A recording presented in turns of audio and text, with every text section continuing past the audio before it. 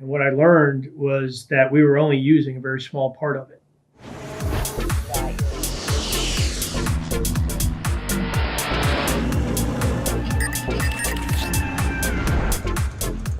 Hi, good morning, and welcome back to Red Team's BuilderChat, where we sit down with industry professionals and learn a little bit more about what they do on a day-to-day basis. Today, we have Contractor Builders with owner and CEO, Stephen Ogier.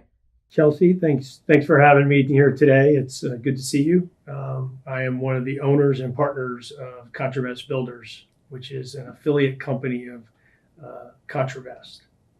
So we're the general contractor for mostly our own development deals, but we also do some third-party general contracting, but specifically only for apartment communities. So how long has Contractor been around? Contractor has been around since 1986, and we have a development company here where we do apartment development.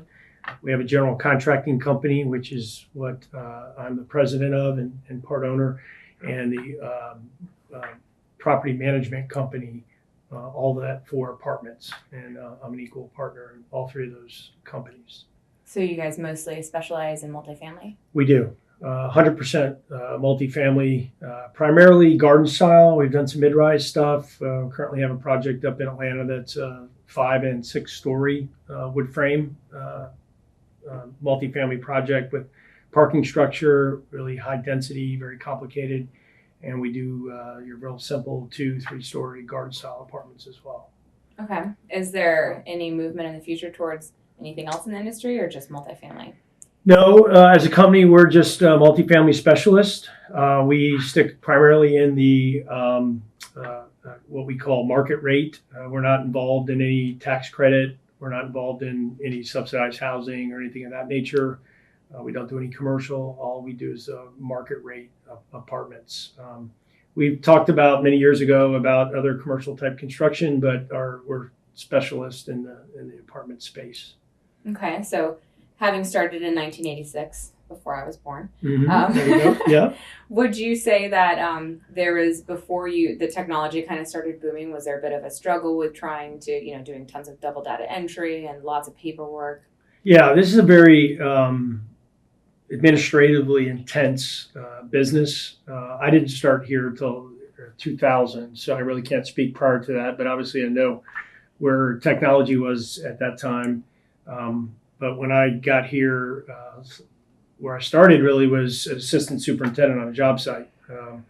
That's where we start here. My dad is the founder of the company, so when I first started, it was like, hey, you're going to learn the business from the ground up. So hung up my wool suits and Allen Edmonds shoes and put on boots and blue jeans and got in the field and learned how to breathe fire and learn how to build, put the mousetrap together is what I like to say.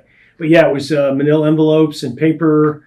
We used some technology, basic word processing, Excel documents, but basically everything was print to file, file in a manila envelope in a filing cabinet.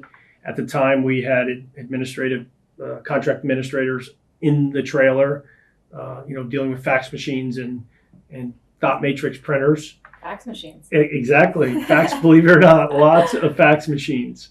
And what about, going through the process of getting a construction management software program, something that's helping at more efficient level and a little bit more broader from not just field, but field and office and even accounting as well?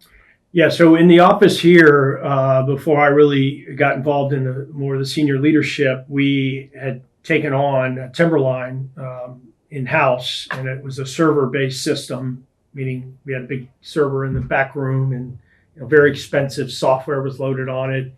And that was more of a project management type software. And what I learned as I became, we had that system for, almost 15 years, I guess, 12, 15 years. And what I learned was that we were only using a very small part of it. And in any company or any industry, whether it's construction or any other type of industry, software is a leadership exercise, meaning you have to have a plan, and then the implementation of that is very important, meaning it has to come from the top down. You can't make it optional that people are going to use parts of the software, or if you only want to use parts, you have to make sure it's clearly defined what parts you're going to use and how you're going to use it. Because if you leave it up to the end user or the employee to use it, some are more adept at using it than others. And those people that fear change will not use it. And they'll have many excuses why. So some of that software from an administrative standpoint, again, what I learned was some people were filing manila folders and some people were doing it this way. There really wasn't a clear defined technological strategy on how that software was going to be used. Maybe it was part of the leadership challenge at the time, but that was probably the biggest software implementation at that time.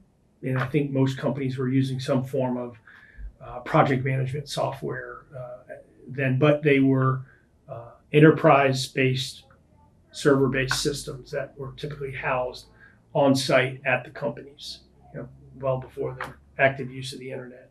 Right. So the biggest takeaway from you guys moving from pen and paper to the trying to get a cell phone, if you will, the PalmPilots and whatnot, or the BlackBerries to be efficient, and then moving to software was really just making sure everyone's doing their job, everyone's on the same page, and everyone is actually in this, using this process the way that it's intended to be used for. That's correct. I mean, again, understanding the needs of the users, that was probably the bigger thing, is that you might be at a different level than the next guy or gal. And having a formal plan and training of, hey, here's the system, here's how it is going to be used and who needs help. Right. Some people, early adopters, pick it up real quick. And then you have the 40-year construction veteran who is just used to yellow pad and a red pen. And getting him or her to, move to some type of a tablet or computer laptop. I mean, now we issue laptops to everybody, where when I first started, there was like one laptop for the whole project. Right. So, if that, I mean, it was definitely a desktop, but maybe the project manager had a laptop. And some project managers used them and some didn't. Steve, thank you so much for taking the time to sit with us today. And everyone else, please be sure to join us at our next Builder Chat.